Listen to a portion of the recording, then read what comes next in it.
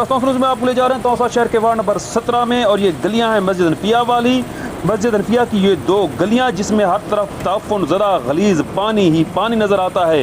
इन गलियों में मस्जिद के दो दरवाजे खुलते हैं, मगर इस पानी की वजह से नमाजी मस्जिद तक जाने से कासिर हैं। तो स्कूल खुलने के बाद बच्चे अपने तालीमी इदारों तक भी नहीं पहुँच पा रहे।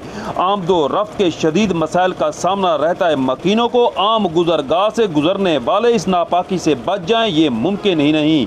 यही वजह है कि मकीनों ने तौसा न्यूज़ से गुफ्तगू करते हुए कहा कि हम इंतज़ामिया से मुतालबा करते हैं नकासी आप के लिए फौरी तौर पर इक़दाम किए जाएँ, ताकि नमाजी मस्जिद तक और बच्चे अपने तालीमी इदारों तक बहसन खूबी पहुँच सकें। आपको बताते चलें कि इस गली में हाल ही में टाफ्टा लगाई गई और सेवरेज पाइप और होल्स भी हाल ही में बनाए गए, मगर लेवल न होने की वजह से मकीन ज़हनी कर्ब का शिकार होकर तामीर नौ का मुतालबा करने पर मजबूर हैं। अकील कैसरानी के साथ सुहेल शहजाद, वार्ड नंबर 17, तौसा शरीफ।